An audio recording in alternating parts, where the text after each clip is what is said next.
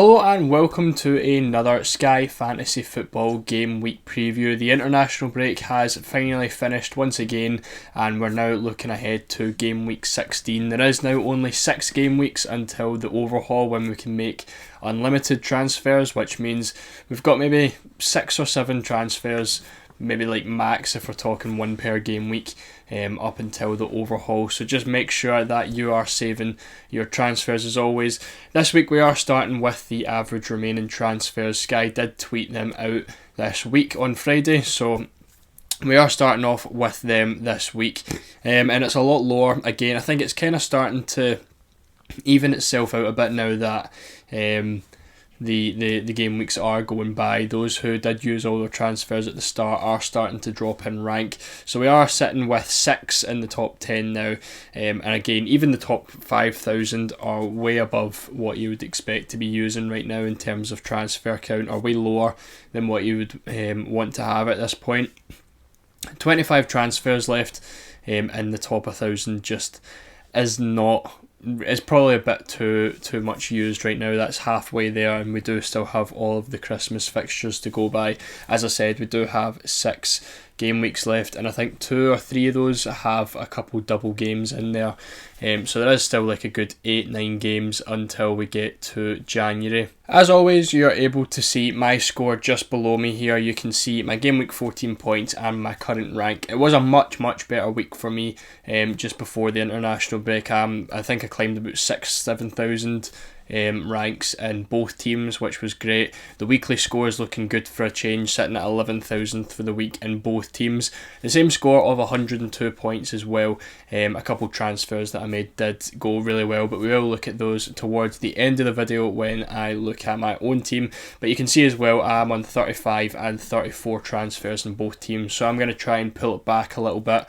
I think my team is good. It's a couple of the players that I feel are essential, including like Rodri and stuff, are in both teams, so I don't see them coming out anytime soon. And I feel like I'm looking decently for captains, so I don't think I should have to use more than 4 or 5 transfers between now and January. But of course, you can say that one week and then you're using 3 transfers the next if injuries and suspensions occur. We did see that with the Spurs game the other week, so can't really plan too far ahead, but right now I feel like I am in a decent place.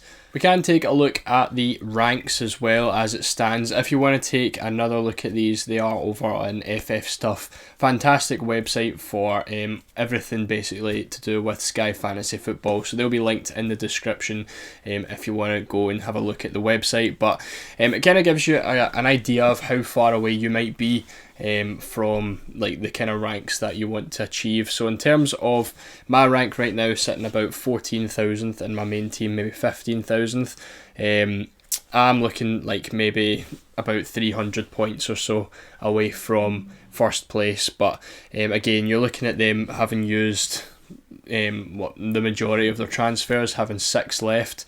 We've got about 30 transfers on them, which is about 300 points if you want to average 10 points per transfer. So I think the current position I'm in is perfectly okay. And again, if you want to have a look at your own rank and see where you are in terms of the rest of the game, you can do. So taking a look at the game wide transfers over the last 2 weeks, because obviously it was an international break and not too many people were making that many transfers, so there's not really much to go off of. In terms of transfers in, a couple transfers that were very popular among a lot of the community was Anderson coming in. He was the most popular transfer in over the last 2 weeks, purely because they do have some very decent fixtures. Palace, it does have some chance to pick up some past tiers, and of course the single game day against Brighton soon as well. Unfortunately, it didn't really work out. I think they might have conceded 4 against Everton. I can't really remember the result, or maybe it was 2 or 3. I can't even remember. But again, looking at his upcoming fixtures, it's probably still a decent transfer, and we needed someone to get in for Romero. Jared Bowen, again, another popular transfer in. Unfortunately, obviously, looks like to be injured over the international break. We're not sure how bad the injury is, so he could actually be okay to play at the weekend, but we are just going to have to wait and see for some news on that one. Saliba as well, probably the best defender you can get in the game at this point right now. He is picking up regular passing, and Arsenal seem to be one of the only teams right now who are keeping clean sheets, so it makes sense that he is in there. Trippier I'm quite surprised at, because I think Newcastle are coming into some difficult fixtures. He did pick up a slight niggle as well over the last week, but I think he has been cleared for this weekend, which is good for those who transferred him in. Rodri, of course, what we've said multiple times, the best asset you can get in Sky Fantasy Football. He just has so many avenues to tiers. So again, someone who I brought in Gameweek 14 is obviously a very popular transfer. Someone who I think will be in this list for the coming weeks, as well as people try to find ways to fit him in. In terms of the transfers out, we do have the 3 Spurs players as the top 3. Makes sense, to be honest, and they are huge percentages, with Romero being sent off, suspended for 3 games, the highest transfer out.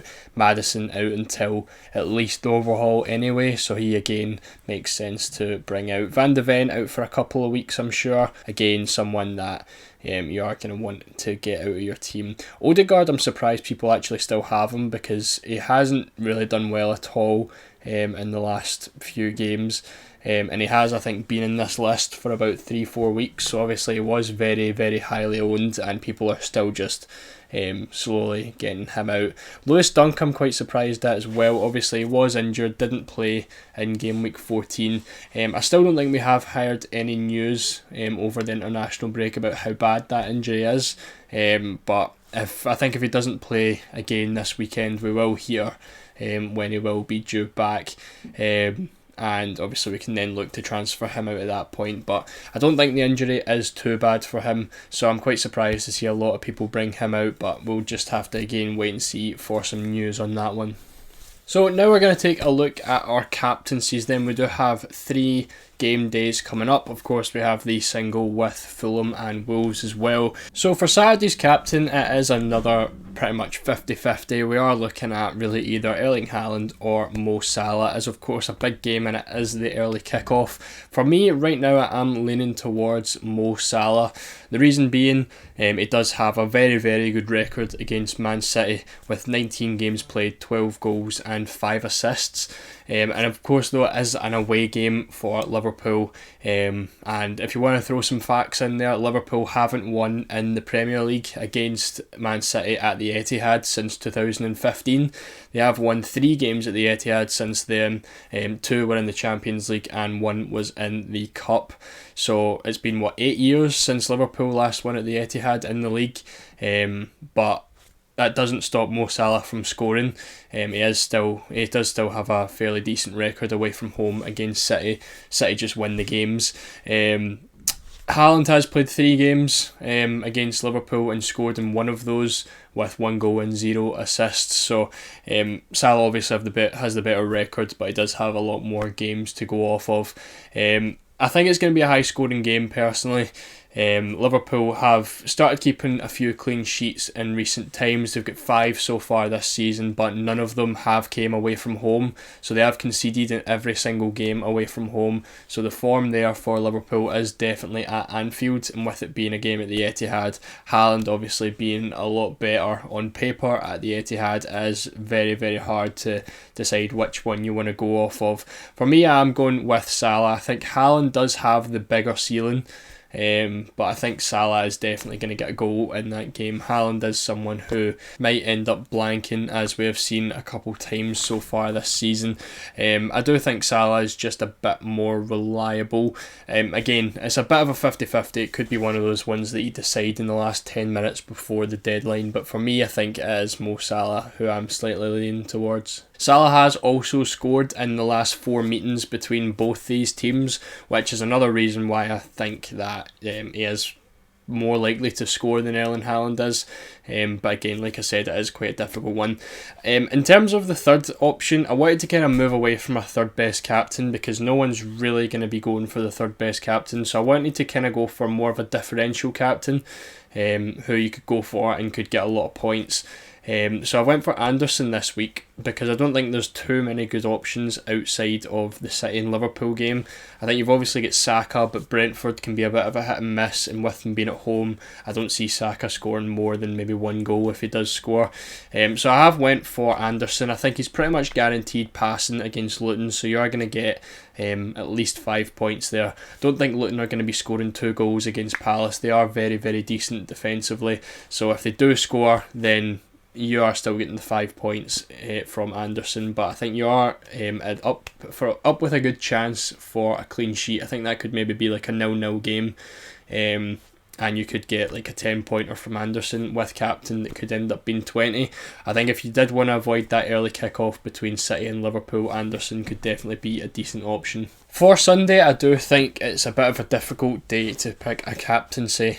Obviously, with the amount of Spurs players that are out right now, it is difficult to pick a good Spurs captain.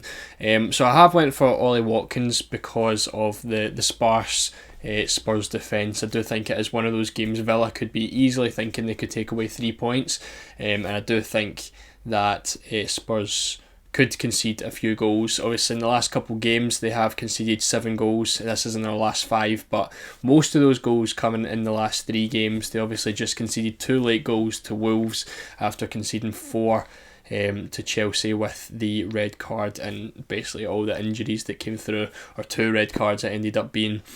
So I do think there is a chance that Watkins could end up firing and getting a big haul in that game. Went for Son as the backup. I don't really have a differential captain on that day because I do think Everton and Man U are just a complete avoid in terms of captaincies. I don't think anyone has any of those players anyway. And outside of Watkins and Son, I don't think there's really any good captaincy choices. For Monday, the main one that we're pretty much all looking at this week, I have went for Leno purely because I think he's the best long-term option in terms of goalkeepers. He is sitting 6th for points and goalkeepers in the game right now. Not because they're keeping a lot of clean sheets. They have kept 3 clean sheets this season, but Leno is just picking up saves in most games. You can see there his last 5, in 4 of those games there has been, well, in 5 they've not kept a clean sheet, but in 4 of those games he has picked up some sort of save tier. So in terms of getting like normal like ongoing points for the upcoming weeks, I think he is a good one to just kind of sit and leave for 4 or 5 points every single week. Obviously I've been speaking about not wanting to transfer goalkeepers out. If you've got a goalkeeper you're not too happy with, I think I would probably make that move to Leno, get the captaincy out of him, and then you've got a keeper up until the overhaul, because no one is really keeping clean sheets right now, so you are just looking for people who are going to get the constant save bonus, and Leno is definitely one of those. In terms of like this fixture as a whole, I've done a single game day preview way back in one of my first ever videos, and it was known that this game doesn't ever have a lot of goals. I think the last time there was more than 2 goals in this game was like 2016 in the Championship. Every game is like 1-0, 1 each, or 0-0. Like there's never any goals, so I think there's a high chance that either Wolves or Fulham keep a clean sheet here. And, you know, like obviously we are going for Leno for the saves, but obviously a clean sheet would be a big bonus as well. Wolves have been scoring of recent as well, which is why I've went for Hwang and Cunha as our differential pick. I think Hwang obviously is good for the Chelsea captaincy day way in December, and Cunha I think is just a decent pick. They're the same price, I'm sure. I think Cunha's 7.2 and I think Hwang's 7.2 as well. He might be 7.3, but Cunha's really there if you're looking for a striker. If maybe your midfield is too stacked right now and you can't go for Hwang, you could always pick Cunha, who's down as a striker and is picking up some goals recently. And it's worth noting as well that after this single game day, Wolves play against Arsenal next week. After that you do have Burnley and Forest, both home games for Wolves, where you could hope for some goals to be scored in there. So if you did want to go for a Wolves attacker, that's the ones I would go for. So I wanted to skip over the transfers graphic this week because there is just so many options to go for. We're purely just looking at the Wolves and Fulham game because I don't think there's any reason to make any other transfers. So we're going to take a look at the spreadsheet instead and just kind of look at that. I did forget to mention João Palhinha in the previous slide. Obviously did get his 5th yellow card of the season, which means he will be missing the single game day. We did highlight that as a potential risk if you did want to bring him in game week 14. I think that is 2 yellow cards in the last 2 games he's picked up, so if you brought him in early, it is looking very, very unfortunate that you're missing this game. But again, we did talk about the risks, and unfortunately for anyone who did bring him in, this one just didn't really work out. But in terms of the fixtures as a whole, obviously we're looking at Fulham long term rather than like a short term pick. I think if you're looking at a short term pick, you're going to want Wolves. You're getting quite a few 3-for-1s in there. Fulham, it is slightly different. They do have a game against Liverpool, and then you don't really get the 3-for-1 benefit. But for short term, I think Wolves are more likely to score than Fulham are, so you are probably going to want to look at Wolves anyway. So 3-for-1s, we do have a couple of options here if we can scroll right across. West Ham, well, we're really looking at a 4-for-1 if you're including the captaincy. So a 4-for-1 over West Ham, Spurs, Sheffield, Nottingham Forest, Newcastle, Man U, City, Liverpool, Everton, Palace, Chelsea, Brighton, Brentford, Bournemouth, Villa. So there's just so many options, and I would end up having about 10 graphics if we were looking at players you could possibly transfer out here. But I think this week you're really just, if you're wanting a captaincy obviously, I think one of my teams I'm probably going to go with Leno. The other team I think I'm just going to skip the captaincy. But if you are looking for a captaincy in this game, I think you can really just go for anyone that you don't like in your team. If you've got someone like Matty Cash and you're looking for a reason to get rid of him, maybe someone like Hwang or Cunha could work out, because you're again getting a 4-for-1, and then you can maybe look to transfer them out if you don't want to keep them all the way down to this Chelsea fixture, which is the Christmas Eve fixture and is a single game day. I think a lot of us will be looking towards Chelsea players then anyways, if anyone, if that's not going to be a skip. Maybe someone like Nkunku who will be back by then. But again, 3-for-1s, I think you're really just looking for anyone in this vicinity. Obviously Luton don't have Luton do have 2 fixtures. Fulham also have 2 fixtures, of course, because they're also involved in the single. Burnley as well, and Arsenal as well. Anyone outside of that, I think you could easily make use of that 4-for-1.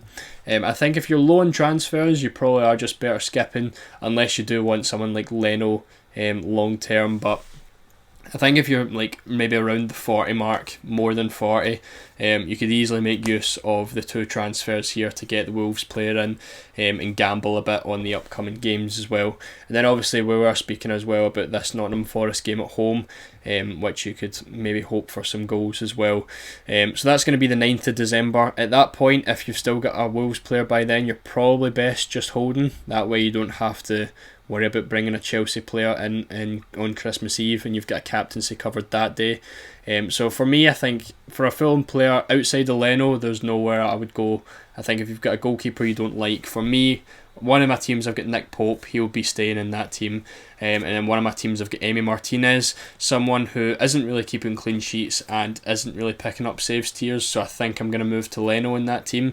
But again, if you're in the same boat and you've got a goalkeeper who's not really picking up saves, you can easily make that move on to Leno. So wrapping things up with my own team, we will start looking at game week 14. I actually got, well, I'll say lucky, because it was technically quite lucky, but I made 3 transfers in this team. I had to get Romero and Maddison out in the first place. Obviously they were both out for the long term pretty much. The 2 transfers I wanted to make was Saliba in and Rodri in, which I was able to make. But the problem is, if I made that, it was Romero to Saliba, I got that done on Saturday, and then the plan was to do Maddison to Rodri on Sunday. However, I did have that thing leaning over my head, which was Basuma could pick up his 5th yellow card and get suspended, and I didn't really want to bring anyone in for the Sunday games. I can check those now. Other than Rodri, there was no one I really wanted here for the price that I could afford. So I wanted to get Anderson in, but obviously he played on Saturday. So in order to get the extra game out of it, I ended up just going for Maddison, Romero to Saliba and Anderson. And banking on the fact that Basuma would get his yellow card and I could just move Basuma to Rodri on the Sunday. Thankfully he did get his yellow card, got suspended, and then it was an easy move for me over to Rodri, which worked out because Rodri ended up getting a goal, past tiers as well, so that was great. Again, 3 transfers were used, we're down to 35, but it did end up having a really good week. I think we moved up about 6,000 places. In terms of transfers this week, I don't think I'm really going to make any. I think I'm just going to end up holding Bayer long term, to be honest. The fixtures aren't awful, and I can maybe hope for some passing here between West Ham, Sheffield, maybe even Wolves as well. And hope for some passing tiers for him. Now, I just want to save my transfers, and you can see with the bank as well, I've got nothing, 6.6 million. There's just no really good options for me. There was obviously Lascelles. I don't know if I can still make that move, but there was news out. No, so I can't make that move for an extra transfer, an extra game even. But the news was that Botman was not needing some surgery. I think his scan went okay over the international break, so I don't know when he'll be back. He might be back in training soon, but I don't know how many games we're going to get out of Lascelles before he is back, so we'll need to just again wait and see some news for that. So Bayer looks like he's going to be staying in the team for a while. In terms of captaincies again, I'm going to go with Salah right now. He's the person that I'm leaning towards. Watkins will be the Sunday captain, and then I'm just going to skip on this team for Monday. I'm happy with the way the team looks, and I don't really want to mess that up just to fit a captain in. Second team's a bit different though. Again, 102 points were scored in game week 14. 3 transfers again. It was Basuma, Romero and Son to Rodri, Anderson and Gross. I wanted to gamble on Gross. I did speak about him in the Q&A, I think it was, last week. Possibly being able to pick up a couple goals and a few hauls maybe in these games, but didn't happen unfortunately. I think he was playing out of position. I believe he was playing right back against Sheffield, which was unfortunate. Obviously there was a couple injuries in the Brighton team, so hopefully he moves up back into midfield and we can start getting some more points out of him. He is kind of nailed on for passing. Obviously he never picked it up recently, but before he missed these games, he is picking up passes, tackles, shots as well. He's good for, but we were hoping for one of these double-digit hauls that did not come. But again, it's just the second team this one, so we can play about with some experiments. This could be a week that you could also split the captaincies, so maybe I'll go with Haaland in this team. Again, I do think it is more of a 50-50. Watkins in there, and then I'm going to make the Martinez to Leno transfer, I think, in this team, because I'm not too happy with Martinez in goals right now. That is going to bring me down to 33 transfers, but I think long term Leno is someone who's just going to sit there and pick up save points. Again though, looking at the points, a few people obviously will be looking at taking Onana out. Onana is now the 5th highest scoring goalkeeper in the game. I did speak about this a few weeks ago. He is picking up saves even though United aren't playing well. That is 2 clean sheets in a row as well for him. And he is just picking up a lot of points. Like, he doesn't seem to blank too often, and he is picking up saves. Alisson has made his way to the top now, joint with Pope as well. Vicario is starting to slip down with the Spurs defence out, but if there's any goalkeepers like down here maybe that you've got and you are looking at getting rid of, again I think Leno is probably the best option there. And that is going to wrap up this week's Game Week preview. If you enjoyed, make sure to leave a like and subscribe. Again, we are trying to reach 1,000 subscribers by the end of the year, so if you do know anyone who would enjoy this content, make sure to share the video as well. And again, thank you all for watching. We'll be back next week with another Game Week preview and of course a Q&A on Thursday. So again, make sure to look out for that. So thanks for watching, and I will see you all in the next video.